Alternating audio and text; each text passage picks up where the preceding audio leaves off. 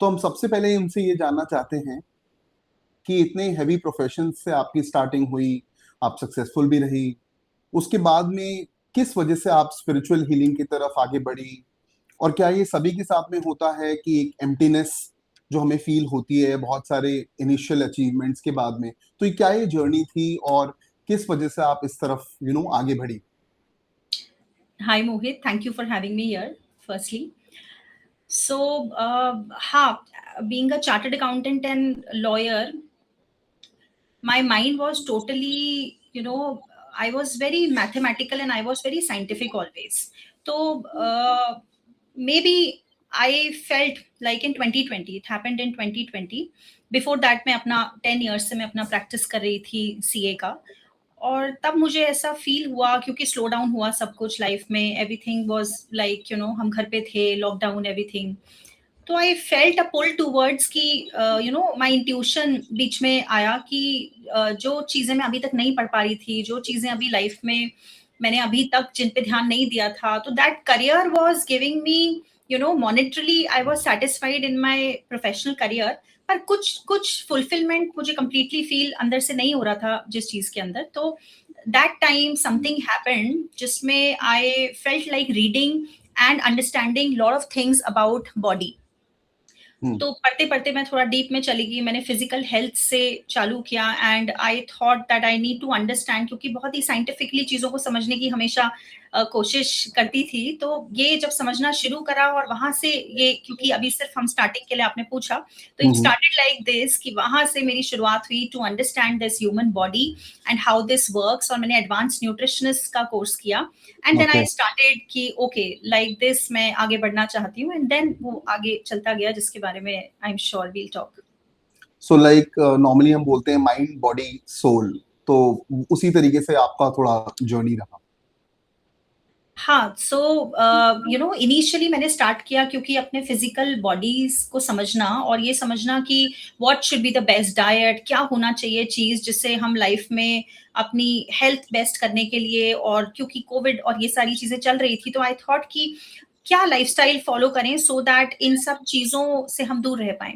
और बस वही करते करते जब मेरी रिसर्च बहुत डीप होती गई और सेल्फ हीलिंग की तरफ मैं गई, और जो मैंने लाइफ में like I had chronic sinusitis in life तब तक, ये सब करने से पहले. तो वो जब मैंने सिर्फ अपना लाइफस्टाइल और डाइट चेंज करके जब उसको हील किया, तब मैंने समझा कि ओके फिजिकल हेल्थ जो है उसमें आप ये सारी चीजें करके चीजों को ठीक कर सकते हैं. बट देन मैं स्टक हो गई कुछ साल बाद ये समझकर कि सिर्फ डाइट और लाइफस्टाइल चेंज करने से लाइफ में 100% रिजल्ट्स नहीं आ रहे थे. हम्म। एंड कुछ बाकी था अभी भी समझना, और मैं बहुत डीप में जाना चाहती थी. Then I try to understand कि क्या चीज है जो बॉडी से ऊपर है एंड देन रेगुलेट करती है हमारे बॉडी को. So I started with mental health, understanding mental health की क्या चीज, स्ट्रेस एंड लाइफ में और अदर फैक्टर्स क्या होते हैं जो डिजीजेस हमारी बॉडी में मैनिफेस्ट कर देते हैं, और क्या चीज है जिन्हें हम और समझ सकते हैं. तो लाइक दैट फिर मैंने अपनी जर्नी शुरू करी टुवर्ड्स मेंटल हेल्थ, ये समझना कि what kind of thought can give you what type of disease. And then उसके आगे it was more spiritual and more about soul and everything. जब बढ़ता गया लाइफ में uncertainty and to solve my personal problems and everything, I got into astrology, numerology, tarot, and then healing, and finally जो कुछ मैं आज कर रही हूँ. Great, great, great to hear your story and बहुत ही पावरफुल स्टोरी है, बहुत ही एस्पायरिंग स्टोरी है बहुत सारे लोगों के लिए, स्पेशली फॉर फीमेल्स. मैंने देखा, नोटिस किया कि कुछ सालों से आप फीमेल्स के साथ में मोस्टली काम कर रहे हैं. रिलेशनशिप इज समथिंग जो आपने अपना फोटे या फिर अपनी स्ट्रेंथ बनाई है, और काफी काम कर रहे हैं आप उसके ऊपर. एंड मोर और लेस ये जो पॉडकास्ट का थीम रहेगा, this will be around relationships and how females can actually connect with themselves again, या फिर जो चीजें उनके दिमाग में चल रही हैं आज के टाइम पे. मोस्टली हम कोशिश करेंगे कि ज्यादातर सवाल जो है वो इसी लाइन में हम रखें, ताकि एक ही थीम रहे पॉडकास्ट का. तो मेरा पहला सवाल आपसे ये है कि आपने बात करी न्यूमरोलॉजी और एस्ट्रोलॉजी की और टैरो की. तो मेरा पहला सवाल ये है कि क्या ये सारे मोडालिटीज फ्यूचर प्रिडिक्ट कर सकते हैं? मैं So in childhood na, my father used to go to astrologers all the time. और वो इस तरह की चीज जब हमें बताते थे कि फ्यूचर में ऐसा होने वाला है, उन्होंने ऐसा कुछ प्रिडिक्शन सुना है, पता किया है, जो ट्रेडिशनल एस्ट्रोलॉजर्स होते थे, तो आई वाज द वन जिसने कभी ये चीज, आई नेवर बिलीव्ड कि anything outside us can actually do anything about our future. I was always very scientifically, minded and very calculated. Even as a child. Yeah, even as a child, I never trusted, anything outside, and I always thought कि जो कुछ life में करते हैं वो मतलब it was very obvious for me to believe कि life में हम जो डिसीजन लेंगे वही चीज तो हमारा फ्यूचर बनाएगी. तो आई नेवर बिलीव्ड कि कोई भी चीज फ्यूचर प्रेडिक्शन हो सकती है. तो maybe because of this only thing कि my father was totally into ये इल्यूजन में वो रहते थे कि कोई ऐसी चीज जो फ्यूचर में बताई गई है, पंडित जी ने बताई है ट्रेडिशनल, वो ऐसा होगा, टाइम अच्छा है तो ऐसा ये होने वाला है, वो होने. तो I never use to believe that. और मे बी उसी क्यूरियोसिटी की वजह से, वो समझने की वजह से ही when I got into all these things of healing and everything, so I wanted to understand कि ऐसा कुछ होता है या नहीं होता है. तो I read myself, I tried to understand a lot of things in astrology, and yes, one thing I still believe in life, nothing outside us can change anything, and I don't do it. मैं इस तरह से काम करती भी नहीं हूँ with astrology, numerology and tarot to predict anybody's future. So nothing can predict your future, but how I use these modalities in my healing work is to actually understand the personality or the programming of that person. Because my belief is, yes, जो मैंने find out किया कि all of us come to this earth, this planet with like a programming in mind. हम सब एक programming के साथ यहाँ पर आते हैं, और जैसे कंप्यूटर मशीन को प्रोग्राम किया जा सकता है कि वो कैसे बिहेव करेगी, वैसे ही हमारा माइंड प्रोग्राम्ड होता है क्योंकि एक पर्टिकुलर तरीके से. तो वो फाइंड आउट करने के लिए कि what is the automatic programming जो आपकी लाइफ टाइम चलने वाली है, वो हम पता लगा सकते हैं. क्योंकि कोडिंग, जो आपकी कोडिंग, आपके माइंड की कोडिंग रखी हुई है एस्ट्रोलॉजी में, न्यूमरोलॉजी में, आपके सबकॉन्शियस माइंड के बिलीफ सिस्टम रखे हैं टैरो में. सो सिर्फ मैं इसीलिए इन मॉडलिटीज को यूज करती हूँ to understand the person, not to predict the future. Great. So you use it more or less, what I understand is like tools, right? Yes. And if you have to just concisely say कि what is the difference between three modalities if somebody is using it, कि tarot से क्या होता है, astrology से क्या होता है, numerology से क्या होता है, तो आप concisely अगर इसको बताएंगे तो क्या होता है इन सब तीनों modalities से? These are just different tools to as I told you, to understand the programming of the mind of the person. Abhi, for example, if anybody is going through something in life and he needs to understand, या फिर क्योंकि हम सब जानते हैं कि अब काफी लोग, everybody knows that हमारा सबकॉन्शियस माइंड जो है वो ऑटो पायलट मोड पे काम करता है, and कुछ 95% of the time we are reacting through our subconscious mind and Correct. Not through conscious mind, or to हम सोचने के बाद चीजें नहीं करते हैं. तो वो क्या चीज है जो हर बार, तो बस when somebody comes to me in healing, I just use astrology, numerology and tarot. और डिफरेंस अगर आप पूछ रहे हैं इसके अंदर, तो ये सारी चीजें, न्यूमरोलॉजी पूरी तरह से मैथ्स, मैथमेटिकल नंबर्स पे डिपेंड करती है, जो पैटर्न्स और ये सारी चीजें बताती है. एस्ट्रोलॉजिकली डीप साइंस है, और भी बहुत डीप में जाके चीजों को समझा जा सकता है, जो मैं बहुत डीप में जाकर चीजों को प्रेडिक्शन के लिए यूज नहीं करती हूँ. Just when I can get out this thing from a chart कि क्या चीज है इस पर्सन के बारे में समझने के लिए, वो एक तरीका. टैरो एक बहुत ही क्विक साइंस है जो राइट हियर एंड नाउ बता सकती है कि अभी आपकी लाइफ में स्टोरी क्या चल रही है. तो वो thoughts can pick, those thoughts can be picked by tarot cards. कोई मैजिक नहीं होता है, कुछ नहीं होता है, एक intuition. So it all works with intuition. Tarot is more about intuition, and numerology and astrology is more about calculations. And you were also asking about, I work with women, a lot of women these days, and relationship coaching कर रही हूँ. Recently काफी click किया ये चीज, and a lot of women are working with me in this. So how did I land up here? तो ये एक पूरा theory जो मैं समझाती हूँ, that our biggest wound is our biggest gift in life. Okay. So this is how we find, कि कोई niche, अगर किसी का niche या purpose हम find out करें, and how did I find out this thing, कि हम जिस चीज से लाइफ में गुजरते हैं, जो पेन हमें मिलता है, वही चीज हम दूसरों का समझ के उसको हेल्प कर सकते हैं हील करने के लिए. So as I got through that, pain of inside marriage, because if I tell you, so before marriage I was totally somebody who used to solve any problem through mind. Okay. So I am in my head most of the time. I was in my head most of the time. मैं अपनी life की problem solve करती थी पूरी तरह से head से. तो ऑब्वियसली मैरिज के बाद ये सारी चीजें वो काम नहीं करी. All the calculations, all the discipline, all the mind theory and everything, and who knows better than you. So जब problems mind se solved, so I was failing my marriage, I was failing as a parent, and चीजें काम नहीं करती है जब mind के साथ. तो I just wanted to understand मोर.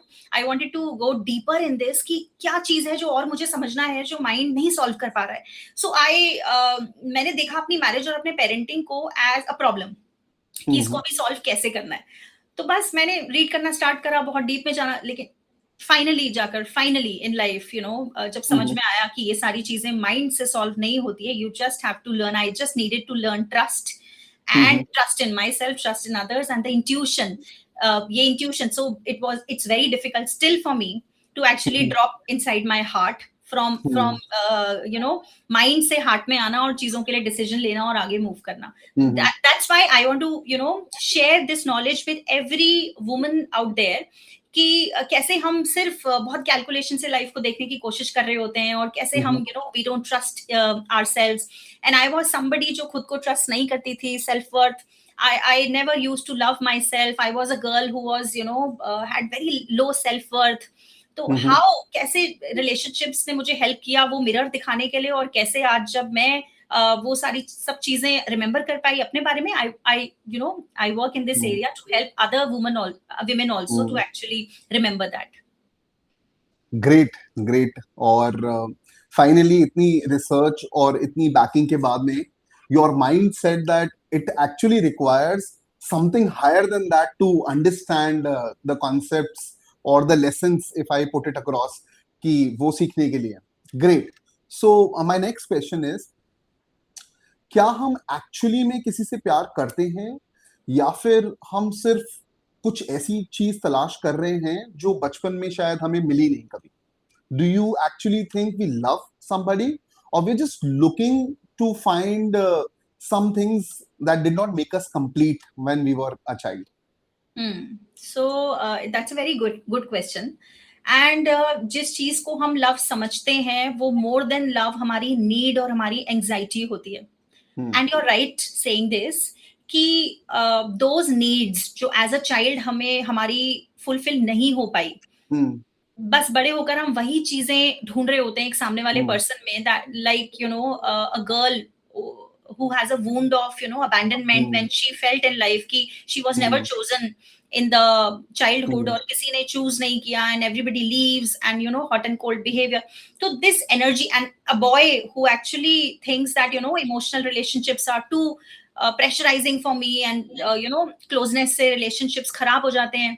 तो ये इसी तरह, क्योंकि my recent work in this area is all about anxious personality, anxious attachment style, and avoidant attachment style.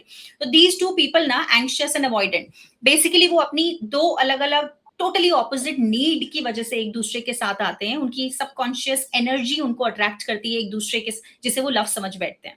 Okay. So all these jargons, so that सबको समझ में आए कि now you're talking about psychology, कि साइकोलॉजी पैटर्न्स को कैसे decode करती है, right? Am I right? Yes. Okay, go on. So I was struggling in my marriage to understand कि यही सब चीजें, जैसे यू आस्क्ड कि ये लव है या फिर ये पर्सन मुझे, does he make me feel safe, और इट्स जस्ट माय एंजाइटी जिसके अंदर ये इंटेंस रिलेशनशिप जो मैं क्रेव करती थी. And my friends used to tell me that I was always a person who actually loved deeply, and who always wanted a deep love from any person. तो ये बाद में जाके समझ में आया कि these kind of relationships जो इस तरह से हम एंटर करते हैं जब किसी रिलेशनशिप में, जहां पर हमारी नीड होती है to be chosen, to be actually regulated by another person. और जब आप ये फील करते हो कि अभी मेरे को मुझे to make me feel safe दूसरे पर्सन को वो वर्क करना होगा एक्चुअली, तो कुछ देर के लिए तो I got really deep into this work and to try to understand this thing कि ऐसा क्यों हो रहा है बार बार लाइफ में कि I'm trying to chase somebody and he's actually trying to run away from me. The more I chase, the more he runs. तो ये पूरा psychology based जब समझ में आया कि one is anxious attachment style and another is avoidant attachment style, तो I truly deeply worked and understood all these modalities and all these attachment styles and everything. And then बहुत deep में तो इसके बारे में अभी हम नहीं जा रहे, but then this is how we can decode a relationship कि वो क्या हो रहा है. These are patterns and cycles. This is there's nobody is at fault. किसी का relationship में fault नहीं होता है जब ये चीजें हो रही है और हम इसे समझते हैं कि सामने वाला person care नहीं करता, love नहीं करता and everything. But ये actually lessons होते हैं in the relationship और जो आपको सीखने होते हैं. And finally to understand that only you are the person who can regulate yourself. वो फाइनल लेवल पे जाकर जब मैंने चीजों को समझा, then I understood कि love से ज्यादा this is all need when we enter into a relationship. Great great. तो एक चीज जो मुझे आपकी बातों से लग रही है वो ये है कि मोस्टली चीजें जो आप आज सिखा रहे हो सबको, कहीं ना कहीं you have already gone through it, कहीं ना कहीं वो चीजें आपने ऑलरेडी इम्प्लीमेंट करी अपनी लाइफ में and then you got certain results, और अब आपको वो कॉन्फिडेंस आया है कुछ सालों से कि that you can recommend it to other people as well, जो कि वो ट्राइड एंड टेस्टेड है and you have seen that in your own life, या फिर करीबी रिश्तों के अंदर आपने देखा है वो, या फिर इनिशियली आपने जिनको कोच किया था उनके साथ भी आपने वो सेम पैटर्न्स देखे, विच इज ग्रेट. इससे हमें ये पता लगता है कि हमें हमेशा वही चीजें बतानी चाहिए जो कहीं ना कहीं हमने खुद ने यूज कर रखी है, या फिर कहीं ना कहीं वो चीज हमारे साथ भी एप्लीकेबल है. ग्रेट. मूविंग ऑन, जो आपने बोला कि बहुत ही इंटेंस रिलेशनशिप, तो मेरा एक क्वेश्चन उसी के राउंड है कि do you think that N intense relationship can actually survive? क्या एक बहुत ही पुश एंड पुल टाइप की रिलेशनशिप जो है वो सर्वाइव कर सकती है? और क्या उसका रीजन इसलिए भी है कि लोगों को बोरिंग रिलेशनशिप्स पसंद नहीं है, और कहीं ना कहीं उनका नर्वस सिस्टम या फिर मतलब कहीं ना कहीं उनकी अंडरस्टैंडिंग जो है लाइफ के बारे में वो ये है कि शुरू से ही उन्होंने केओस देखा है, तो कहीं ना कहीं जब नॉर्मल चीजें होती है तो वो कहीं ना कहीं उससे भागने लगते हैं, तो इसलिए वो उनको इंटेंसिटी पसंद है. Right. So I didn't get the question exactly. What's the question basically? So the question is कि ये जो इंटेंस रिलेशनशिप होता है स्पेशली कपल्स के बीच में, क्या ये लास्टिंग होता है? क्या ये काफी टाइम तक चल सकता है? और ये इंटेंस रिलेशनशिप क्या इसलिए है क्योंकि कहीं ना कहीं उन्होंने अपनी बचपन के अंदर या फिर अर्ली डेज के अंदर कभी स्टेबिलिटी देखी ही नहीं अपनी लाइफ में, तो वो उनको पुश एंड पुल ही समझ में आता है, उनको वो नॉर्मल चीजें बोरिंग लगती है. Right. So chemistry, we call it chemistry.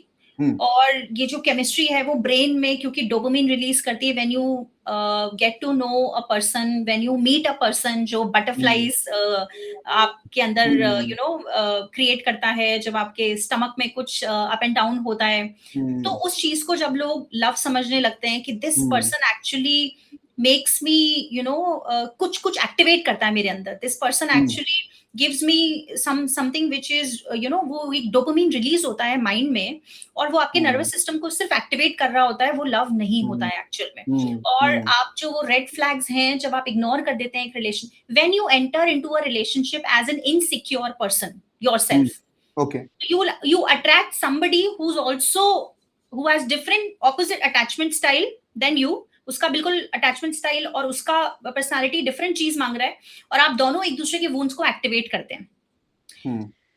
अगर एक पर्सन का वुंड है कि वो बहुत ज्यादा सिक्योरिटी या फिर सर्टेनिटी मांगता है दूसरे पर्सन से, तो दूसरे पर्सन का वुंड है कि वो फ्रीडम लूज कर देता है अपनी रिलेशनशिप में. उसको लगता है कि मुझे क्लोज आने के लिए मुझे अपना फ्रीडम को लूज करना पड़ेगा. तो ये जब दो तरह के लोग एक दूसरे से मिलते हैं जिसका लव से शुरुआत में कोई लेना देना नहीं होता, love is more stable, love is more like जब आप ऐसे रिलेशनशिप में जाएंगे, अगर आप खुद इनसिक्योर हैं जो आपको बोरिंग और स्टेबल लगेंगे तो आप उन्हें सस्टेन नहीं कर पाएंगे क्योंकि आपको वहां पे केमिस्ट्री फील नहीं होगी. जब आपको फील होगा कि यार ये पर्सन मुझे कुछ भी हाईज एंड लोज नहीं दे रहा लाइफ में, then you will actually leave those stable relationships और आप अट्रैक्ट होंगे सिर्फ ऐसे लोगों की तरफ जो आपके अंदर आपके नर्वस सिस्टम को एक्टिवेट कर देते हैं। और ये आपने क्योंकि पूछा कि ये लॉन्ग लास्टिंग होता है, कितना होता है, one day it has to somewhere जाकर या तो वो दोनों लोग हील हो जाएं, then only they can continue this relationship. और ये पुश एंड पुल अगर पूरी लाइफ जितना लंबा ये चलता रहेगा, it's all drama in the house. और वो सब चीज जब जितना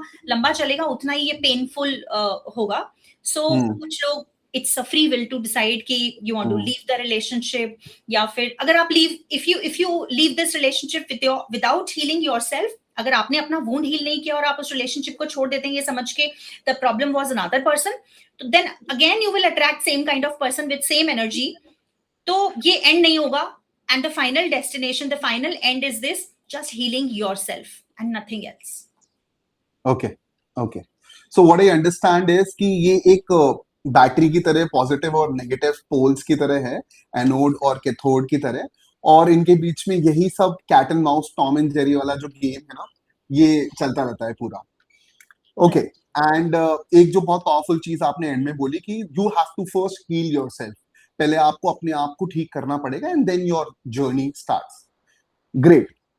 एक और सवाल मेरे जो दिमाग में था वो ये है कि most of the women these days they want to feel, they want to be independent, सबको इंडिपेंडेंस चाहिए। तो क्या ये women और स्पेशली फीमेल फोक्स जो इंडिपेंडेंस मांग रही हैं, are they gunning towards freedom? क्या उनको फ्रीडम चाहिए, और या फिर उनका रिलेशनशिप के ऊपर से थोड़ा सा ट्रस्ट खत्म हो गया है, दैट इज वाई वो इंडिपेंडेंस की तरफ आगे बढ़ रही? So what's your take on this कि व्हाई इस एरा के अंदर मोस्टली यू सी लड़कियां थार चला रही हैं, या फिर लड़कियां शादी ही नहीं करना चाहती, या फिर लड़कियां बोल रही है कि नहीं अब मुझे फाइनेंशियली स्टेबल बनना है, उसके पहले मैं शादी नहीं करूंगी। तो what according to you is the reason that why they are doing it? Yeah. So Mohit, this comes from a deep wound inside them.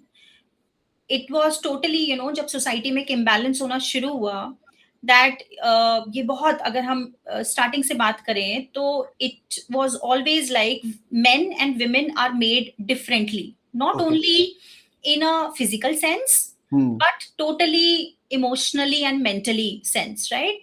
तो ये बिल्कुल पोलैरिटी है, बिल्कुल ऑपोजिट है एक दूसरे के, और उनको बनाया ही इस तरह से गया है। A man is more physical, he can experience things more physically, वो एक्सपीरियंस करता है चीजों को मोर फिजिकल सेंस, क्योंकि मैन का रोल है, क्योंकि अगर हम स्टोन एज से देखें, to be a provider in the family, वो बाहर जाएगा हंटिंग, या protector in the family, so वो हंट करके जब फूड लेके आएगा घर के अंदर, and biologically and emotionally a woman is made like this because she has to give birth to a child. उसके अंदर ऐसे hormones release होते हैं so that she can nurture a human being, another human being. So women naturally are more emotional side, more like they can feel things, and a man can, he can only connect through, physical sense. He understands physical things, and she understands more like, and this is not male female gender based, this is more like masculine energy and feminine energy,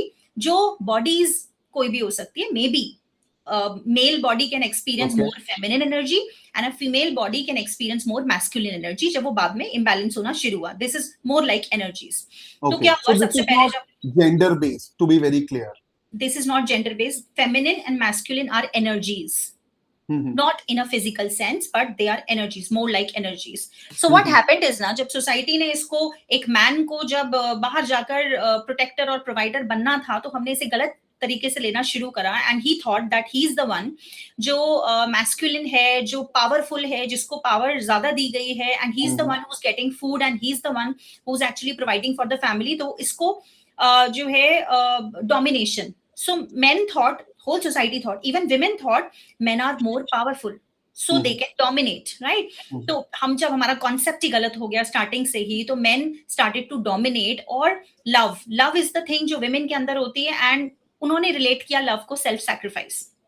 तो जब women ने बहुत self sacrifice करना शुरू करा, men ने बहुत dominate करना शुरू करा, तो एक इम्बैलेंस आया सोसाइटी में, और डोमिनेंस जब बहुत बढ़ गया और यहाँ सेल्फ सैक्रिफाइस बहुत ज्यादा बढ़ गया, तो women decided era of in 80s 90s और उससे पहले, they decided okay, हमारी mothers ने जो कुछ experience किया and they were financially dependent on father, their husband, तो हम वो experience, तो लड़कियों को बड़ा किया गया इस तरीके से कि अभी तुमको financially independent होना है, because men are saying कि they are more powerful, they are more dominant, वही घर में खाना लेकर आते हैं, वही घर में डिसाइड करेंगे सब कुछ, एंड तुम्हारा काम क्योंकि वैल्यू नहीं हो रहा है taking care of children and taking care of home and everything, so women decided, उन्हें बताया गया फेमिनिज्म के नाम में एंड इक्वालिटी के नाम पे उन्हें बोला गया कि अभी तुम्हें भी जाकर काम करना है और तुम्हें फाइनेंशियली इंडिपेंडेंट होना है, किसी जो सही था उस समय के लिए, बिल्कुल सही था, because they were too suppressed, right. अब ये जब मैस्कुलिनिटी बढ़ गई एक फेमिनिन के अंदर बहुत ज्यादा, वो नैरेटिव जब सेट होता गया तो ऑल वुमेन डिसाइडेड कि we will not need anyone to take care of us, हम किसी पे डिपेंड नहीं करेंगे, और ये मैस्कुलिनिटी इतना बढ़ गया। अब जो एक मैन बॉडी के अंदर है, जो मैन है वो भी कंपटीशन में लग गया, आई नीड टू बिकम, क्योंकि अब विमेन पावरफुल होती जा रही है तो he also has to become more powerful. अब ये दोनों का कंपटीशन, दो मैन, अब दो मैन जब एक घर में हो गए और everybody is becoming more masculine, तो women today are totally burned out. They were told that financially independent होने से फ्रीडम मिलेगी, फाइनेंशियली इंडिपेंडेंट होने से you will not need anybody, हमें किसी की जरूरत नहीं, हम अकेले रह सकते हैं, but no, this is not the truth. Women today are actually feeling lonely and they are, वो सिर्फ प्रेशर में और इस चीज में काम कर रही हैं, corporate, the problem is not going out and work, the problem is not becoming successful in life, but वो इतनी hyper independence जो women में आ गई है, that is making them more a basis, a foundation of a relationship is a need for another person, that I need you to do some things and you need me to do some things in life. When a person says I don't need anybody to support me in life, so वो relationship खत्म होते जा रहे हैं। यहाँ पर not needing anybody is actually making their life not better but worse. So this independent thing in women is actually making them more lonely, which they don't want in life today. Great, what a powerful take. But इससे ही जुड़ा एक छोटा सा सवाल मैं ये पूछना चाहता हूँ कि जस्ट दैट यू सेड कि ये इम्बैलेंस क्रिएट हो रहा है, क्या इसी की वजह से आजकल बहुत सारी फीमेल्स कंसीव भी नहीं कर पा रही? Is it a reason? Yes, it is a reason, because first thing is physical health issues, because they are more in survival mode these days. हाँ, जब हमने कहा कि अब हमने एक फीमेल को तो सिखा दिया कि उसे इंडिपेंडेंट होना है, बाहर जाके काम, now she can do everything, she is earning for herself and family also, लेकिन घर पे आकर जब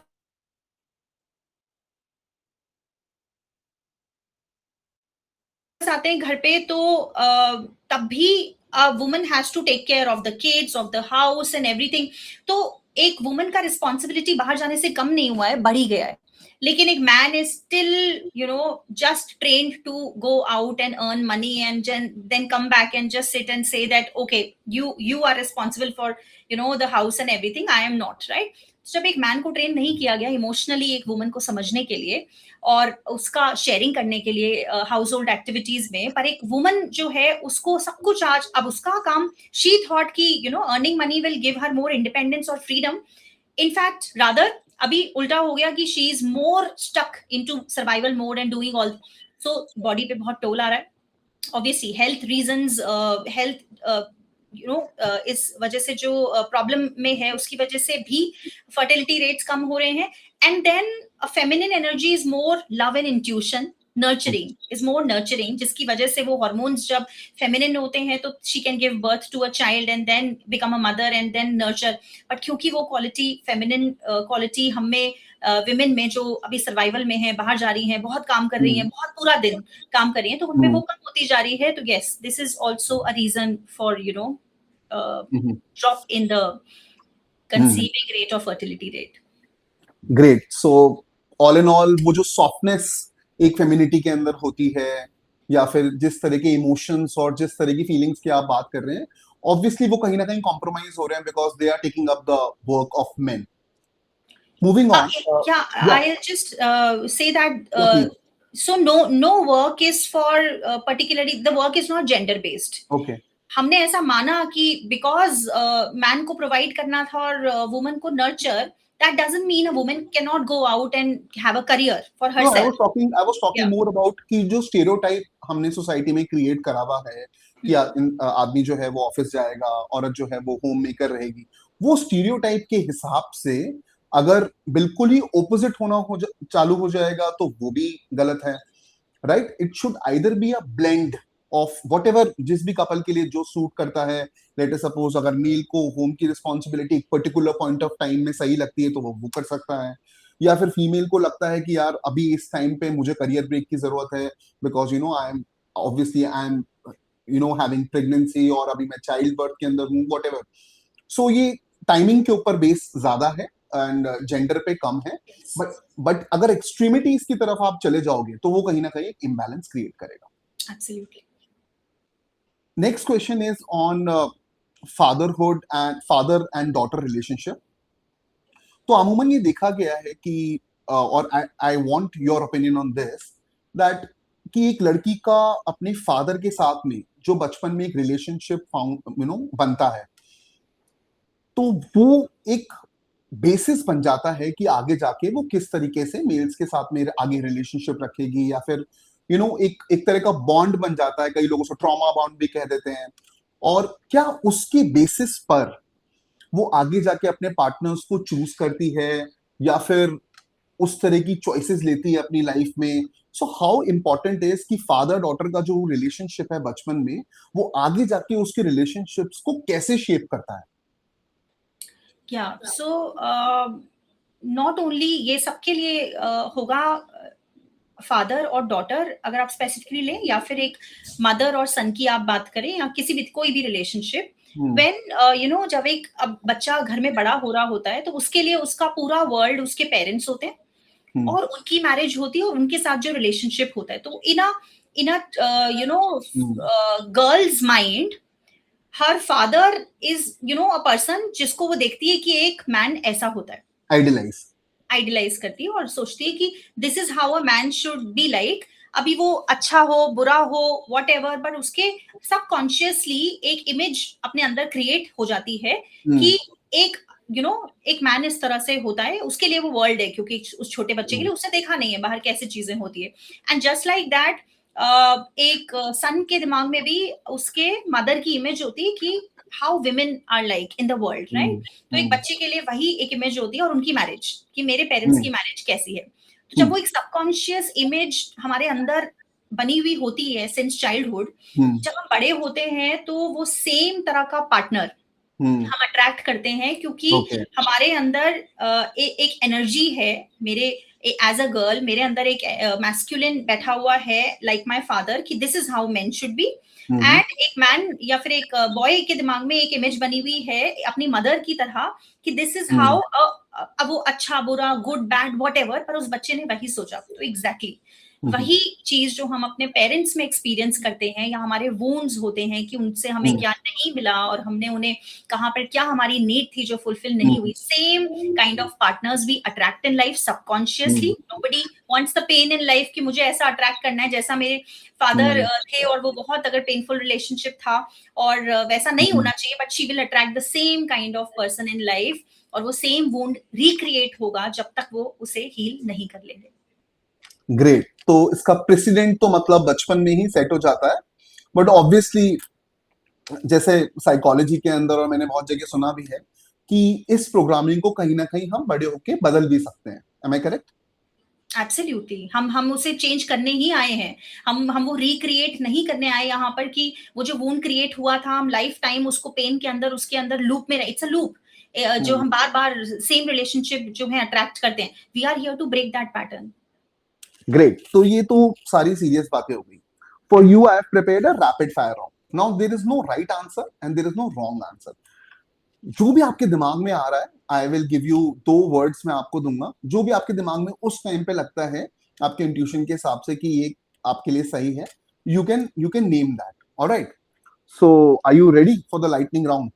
Yeah, so I am more head person. I told you I'll try to be spontaneous and use my intuition here. I more think rather than feel, but I'll feel this time. Yes, सोचना नहीं है आपको. जो भी आपके जहन में आता है आप बोल सकते हैं. ओके. सो सोल या माइंड? सोल. ग्रेट. कर्मा या चॉइस? Choice. लव या अटैचमेंट? Love. हीलिंग या टाइम? Healing. मेडिटेशन या अवेयरनेस? Awareness. सक्सेस या पीस? Peace. ओके. डेस्टिनी या डिसिप्लिन? Discipline. ओके. मैस्कुलिन या फेमिनिन? Feminine. फेमिनिन. फॉरगिवनेस या जस्टिस? Forgiveness. गॉड या कॉन्शियसनेस? Consciousness. ग्रेट. सो आप तो यार काफी तेज हो, और आप बोल रहे थे कि it takes time for you to I respond. Think हाँ, मैंने भी ऐसा सोचा नहीं था कि मैं स्पॉन्टेनियस हो सकती हूँ, but really we have to train ourselves every time. And you know, अभी लाइफ में I am learning this thing only to do things spontaneously and just not be in my head and with. And I think this round was easy for me. ये Okay. बहुत, I have made my choices. I am very clear in life now what I want, and you know, and these words were very resonating with me, so it was not too tough for me. Okay. So now I have got कुछ ऐसे set of questions हैं जो एक तरह से questions नहीं है, जो कुछ थॉट्स हैं जो मोस्टली आजकल वायरल चल रहे हैं, काफी लोगों के दिमाग में हैं. I just want your opinion on those thoughts. Okay, so I will fire away some 4-5 thoughts जो मोस्टली लोगों के दिमाग में चलते हैं जब भी मैं उनसे मिलता हूँ या पढ़ता हूँ या सोशल मीडिया में देखता हूँ, राइट? तो क्या इंडिपेंडेंट वुमेन और फेमिनिन वुमेन एक साथ हो सकती है? Yes, definitely. And this is what I want to bring, and I bring through my programs, and I share and teach other women that हमारे, you know, we can always switch off. We can हम different hats पहन सकते हैं, and then जब आप office में हैं तो you can be in control, you can be independent, you can be the person who's totally assertive and actually make others do the work. ये because this is all energy जो हमारे अंदर होती है, मैस्कुलिन भी फेमिनिन भी. तो एक वुमन बिजनेस में अपना मैस्कुलिन यूज कर सकती है, एंड घर आके बस हम भूल जाते हैं that softness, that intuitiveness, that love. This is what I teach, and thank you for asking this question also. That woman should always remember जब वो घर पर आ गई है वापस, कि now she is not an boss, she's not an entrepreneur anymore here, and she has to be just fluid and वो love और intuition अपना activate. So yes, to answer your question in short, she can be both. Okay. क्या over giving भी trauma का एक response हो सकता है? Absolutely. Over giving, you can't pour anything from an empty cup. So when जब हम life में सिर्फ देते जाते हैं तो हमारी रिसीविंग कैपेबिलिटी को जब हम कट कर देते हैं, ये एक ट्रॉमा रिस्पॉन्स है. जब आप अपने बड़े हो रहे थे तो आपने जब अपने parents, when you became a parentified child and you thought कि मुझे अपने पेरेंट्स को संभालना है, मुझे इमोशनली उन्हें सिर्फ गिव करना है और मुझे उनसे रिसीव कुछ नहीं करना. तो आपने जब ओवर गिविंग शुरू करा, बड़े होके भी जब आप ये सारी चीजें कर रहे हैं, तो आपने अपना ब्लॉकेज क्रिएट किया रिसीविंग के अंदर, और ये ट्रॉमा रिस्पॉन्स है. You don't need to over give, you have to have boundaries in every relationship, give and take. It's always like, can you just exhale all the time? हम सिर्फ exhale करके जिंदा नहीं रह सकते, we need to inhale. So ये एक inflow and outflow है. Over giving is just not right and just a trauma response. Great, great, what a response. Okay, women emotionally unsafe relationship में भी क्यों रुक जाती हैं? Unsafe relationship, right? Yes. Why do women stay even when they know कि ये emotionally unsafe relationship है, फिर भी दे स्पेशली इन इंडिया, क्यों, why do they stay in emotionally unsafe relationships? Yeah, so इसके there are some different reasons. पहला तो societal pressure है. यहाँ पर एक मैरिज इतना ग्रैंड इवेंट बनाया जाता है जहां पर हमें सबकॉन्शियसली ये फीड किया जाता है हमारे अंदर कि इट्स समथिंग जो लाइफ टाइम हमारे साथ रहना चाहिए, और ये एक ऐसी चीज है जो हम बहुत इजीली छोड़ नहीं सकते. इसीलिए वेस्ट में, क्योंकि ये इवेंट इतना ग्रैंड नहीं होता है, इस तरह से चीजों को नहीं किया जाता है, तो it might be easier for them to leave. But India में इसको बहुत इंपॉर्टेंस दिया जाता है, दोज रिचुअल्स एंड एवरीथिंग. तो एक तो ये सबकॉन्शियस बिलीफ होता है, lot of social stigma attached. Yes, कि ये कुछ बड़ा हुआ है लाइफ में, इसे हमें इस तरीके. दूसरा, बिकॉज ये ट्रॉमा बॉन्ड्स के बारे में आज तो हम बहुत डिटेल में बात नहीं कर सकते हैं, बट ये एक साइकिल होता है रिलेशनशिप में. जब इस तरह के दो इनसिक्योर पीपल एक दूसरे के साथ आते हैं रिलेशनशिप में, तो ये जो हाई और लोज होते हैं रिलेशनशिप में, good moments are best of the best moments, hmm and worst moments are the worst of the worst moments life में जब वो एक्सपीरियंस करती है। तो she is always stuck in her head thinking कि मैं कुछ गलत डिसीजन तो नहीं ले रही हूँ, क्योंकि this man is good also, वो अच्छी चीजें भी करता है, यहाँ पर अच्छी चीजें बहुत अच्छी होती है पर बुरी चीजें बहुत बुरी होती है। तो ये जो हाई और लो के अंदर बहुत ज्यादा गैप होता है ना, तो वो अपने गुड मोमेंट्स को याद रख पाती है मोस्ट ऑफ द टाइम, और इस चीज से बाहर नहीं निकल पाती। It's a cycle, it's a trauma bond, because leaving a relationship is not painful. The painful thing is कि हम उसको meaning क्या दे रहे हैं. Being alone is being abandoned. Okay, The तो meaning अकेले being, रहना ज्यादा मुश्किल है शायद, इसलिए आप रिलेशनशिप में हो। yes. So being alone को हम एक meaning देते हैं कि if I'm alone in life, if I lose this relationship, what will I be, apart from this or other than this thing, मैं क्या हूँ? तो जब कोई woman अपनी कोई identity build ही नहीं करती other than that relationship, she doesn't know after this relationship वो क्या करने वाली है, क्या होने वाला है, how will she survive and everything. So lot of बहुत चीजों से गुजरती है एक woman जब वो उस relationship में stay कर रही होती है। रहना भी मुश्किल होता है और निकलना भी बहुत मुश्किल होता है। That's where I help other women. और ये कभी-कभी शायद मेल्स के साथ भी हो सकता है। डेफिनेटली ये this is not a gender based, I we should not actually इसको हमें डिस्क्रिमिनेट इस तरह से जेंडर नहीं करना चाहिए। ये उतना ही डिफिकल्ट मेल्स के साथ भी हो सकता है, because inside the relationship they think that वो they are losing their freedom. शायद वो इंडिपेंडेंट होते तो ज्यादा खुश होते, ज्यादा अच्छा होता, लेकिन जब वो एक्चुअल में कुछ दिन भी इस रिलेशनशिप से बाहर निकलने की सोचते हैं या ऑन देयर ओन होते हैं, तो दे डोंट नो व्हाट क्या मीनिंग दे हम इस चीज को। तो everybody feels abandoned, both of them feels abandoned कि इसके बाद क्या, आफ्टर द रिलेशनशिप क्या हम मीनिंग दे रहे हैं उस चीज को। क्योंकि इन सब चीजों के नीचे एक चीज होती है, if I am left alone I am not enough, और वो बहुत ही पेनफुल होता है। That thing is really painful for anybody.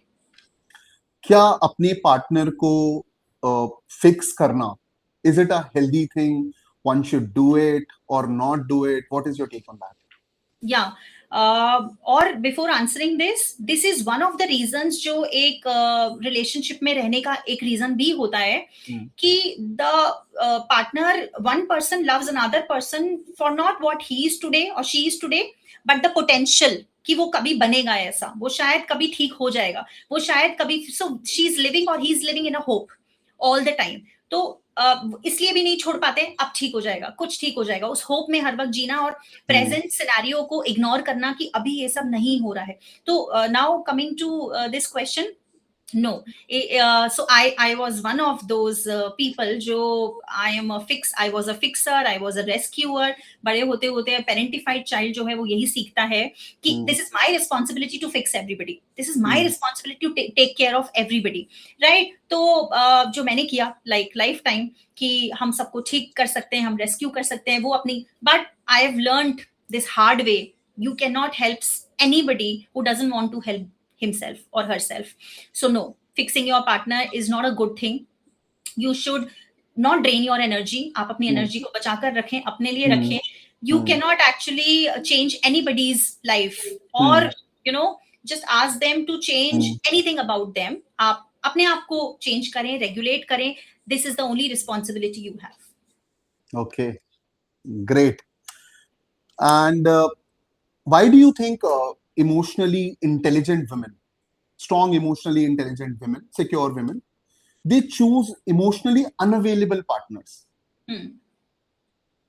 Because a woman who is emotionally intelligent, she is other traits, क्योंकि वो emotionally intelligent है, she must be very smart, she might be an entrepreneur, she's successful in her business। normally emotionally intelligent woman होगी तो she is hyper independent, वो उसके traits होंगे ही होंगे। when a woman is, जैसे I told you पहले भी, that जब कोई किसी relation, जब when I बड़े होते होते जब मैंने सीखा I don't need anybody else to support me or to actually, I don't want to depend on anybody, right, financially, emotionally, anyways।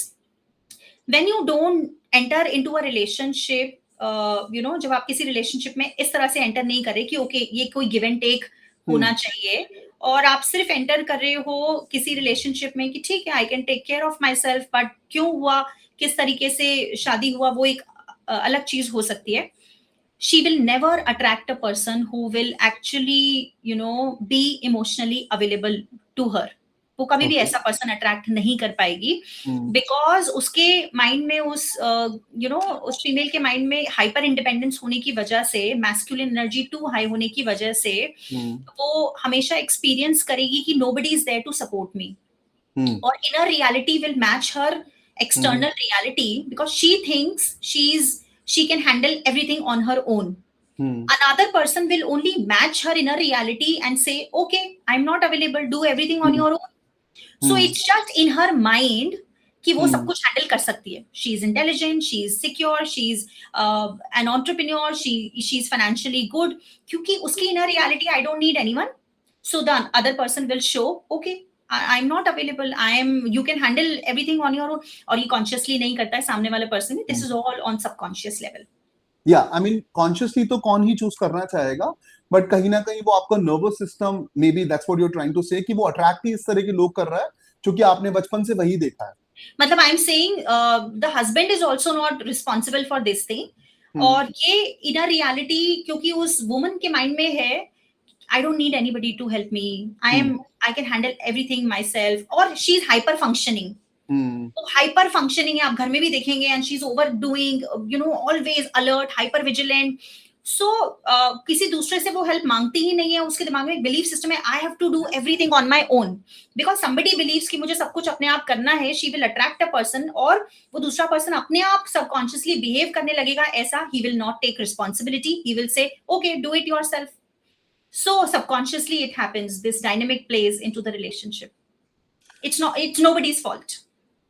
आपने यहाँ पर बहुत सारी बातें करी कि हमारे बहुत सारे पैटर्न्स होते हैं.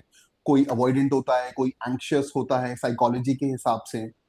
तो आपको क्या लगता है कि कोई एक इंसान जो है वो लाइफ में हमेशा एंक्शियस ही होता है, या अवॉइडेंट ही होता है, या फिर ये सिचुएशन, या फिर सिचुएशन टू सिचुएशन, या फिर पर्सन टू पर्सन डिफर करता है कि उसकी पर्सनालिटी चेंज भी हो सकती है?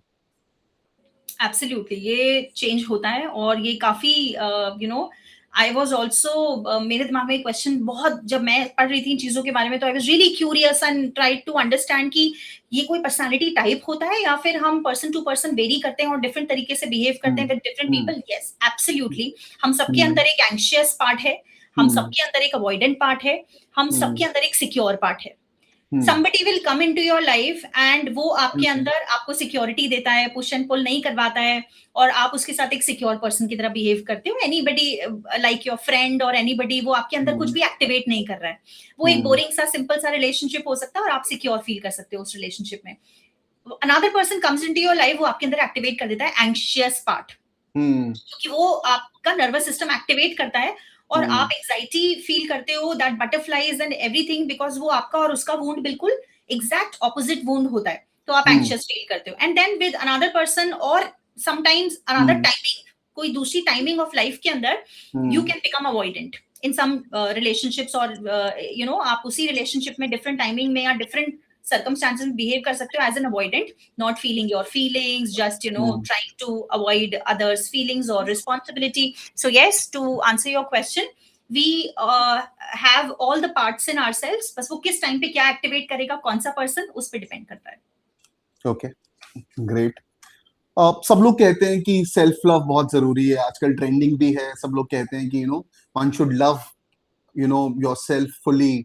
और कहीं ना कहीं सबने ट्राई भी किया है, बट कभी कभी लोग ये सवाल पूछते हैं कि जब मैं अपने आप को एक्सेप्ट ही नहीं कर सकता, what ever, like physical body, और जो भी वो लाइफ में सक्सेस कर रहा है, फेलियर में है, जॉब में, रिलेशनशिप में, so how does one start? कैसे शुरू करे वो अपने आप से प्यार करना? मतलब वो क्या पहला स्टेप है कि वो ले सकता है कि वो खुद की तरफ प्रेम डेवलप करे, खुद की तरफ वो लव फील कर सके?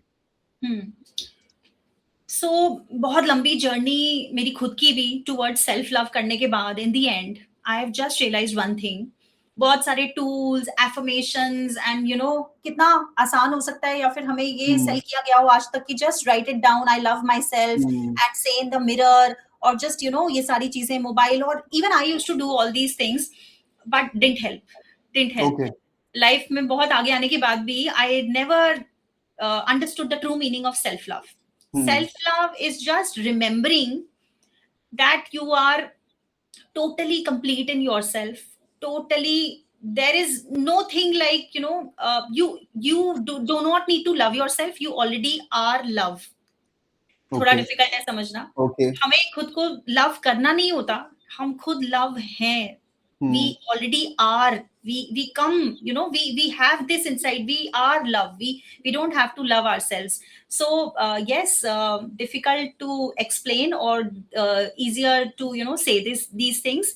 बट बेसिकली जब आप लाइफ में अपना purpose, when you are missing a purpose in life ना, आई थिंक कोई भी अपने आप को लव नहीं कर सकता है। दैट वन थिंग ना जो लाइफ में आप यहाँ करने आए हो, और जब तक आप meaningful, when you can't give meaning to your life ना, to your existence, you can't fully love yourself. आप कितना भी कोई पढ़ लें, आप चीजें कर लें, affirmations लिख लें, it's the day when you actually live a meaningful and purposeful life, and you think that now I am मैं वो कर रही हूँ जो एक्चुअल में करने आई हूँ, and I can love other people. वो एक जो फीलिंग होती है, वही सिर्फ can actually make you feel love yourself.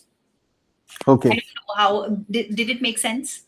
हाँ, मतलब सेल्फ लव को और पर्पस को थोड़ा हमने आपस में जोड़ा और ये समझा कि बिना पर्पस के कोई इंसान वैसे भी अपने आप से प्यार नहीं कर सकता। Very वो difficult. Wake up every day और वो सेम पॉजिटिव थॉट्स आपके अंदर आए और वो same you have something to look up to, वो वाली चीज। Yes. ग्रेट।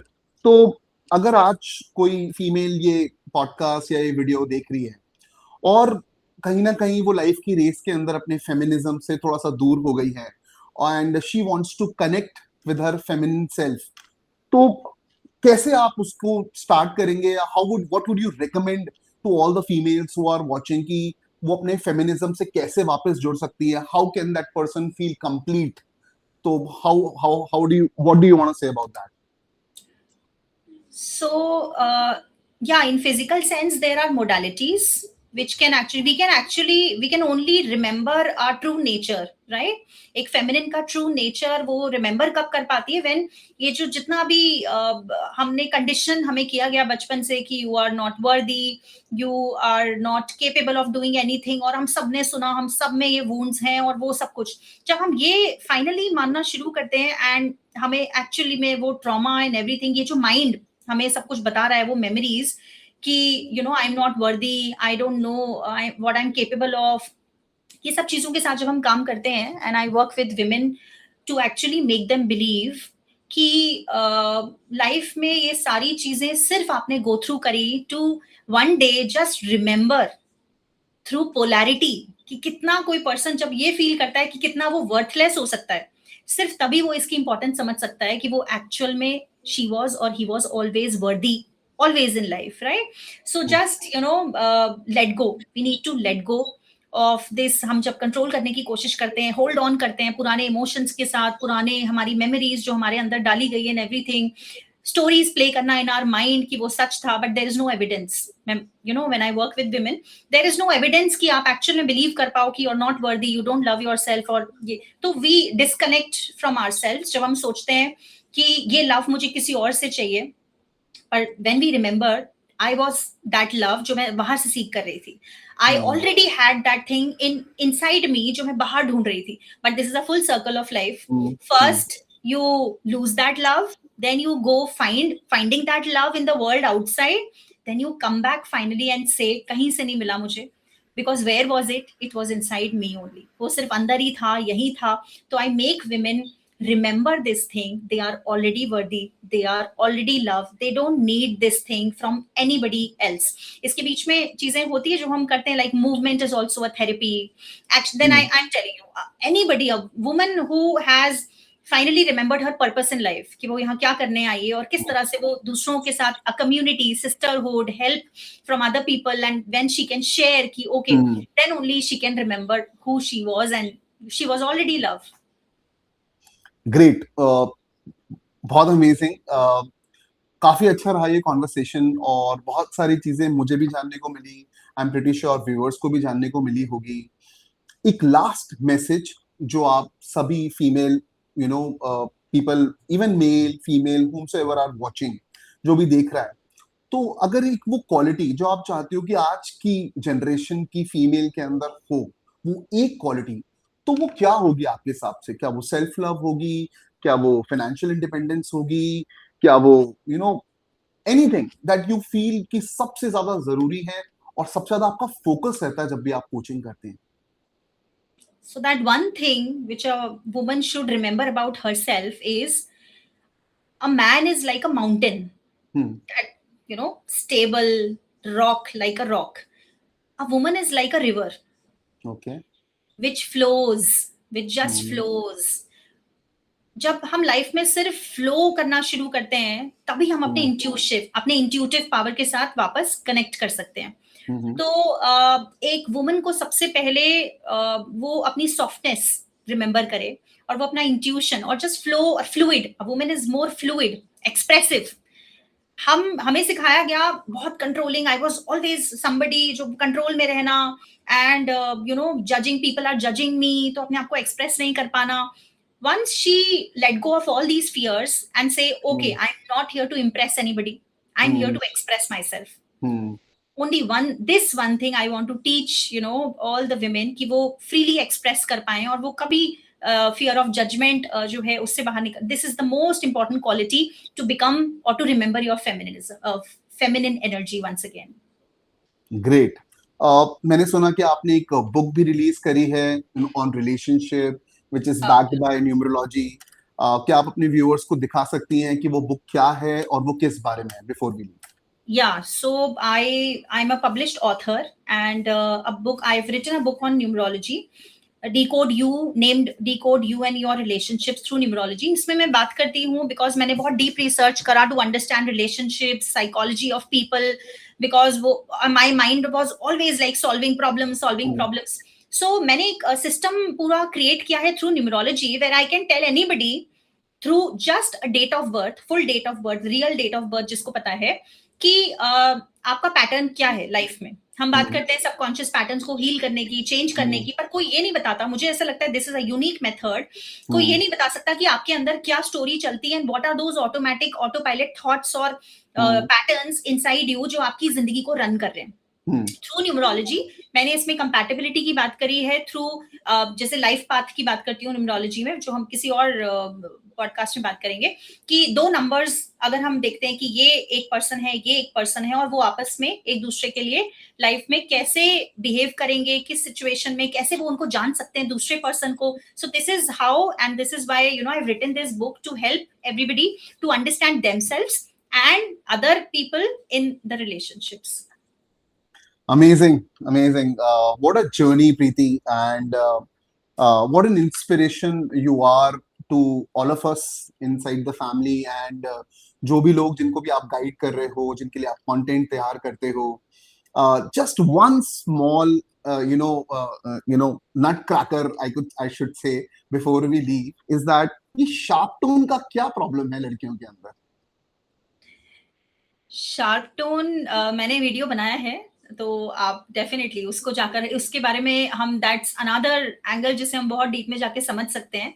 क्यों एक वही सेम चीज that when woman forgets her real true energy, तो कैसे वो हार्श हो जाती है बहुत ज्यादा, एंड उसको सर्कमस्टांसेस के अंदर वो जब nobody can understand her fully and emotionally, that what she's going through, what she has gone through in life, then she's in the frustration and in that irritation ki nobody can understand her inner world. So she becomes somebody who's who speaks harsh, but then it's दूसरे लोगों की responsibility आसपास की वो समझ पाए what she is going through. But definitely it's her responsibility in the first place to actually become conscious about her tone and words and everything, and become softer. All right. So that wraps it up. Thank you so much, Preeti, for your time and for the wisdom that you have given through this podcast. I hope a lot of people watch this and a lot of people get motivated. Thank you so much. Thank you so much for having me here. Thank you.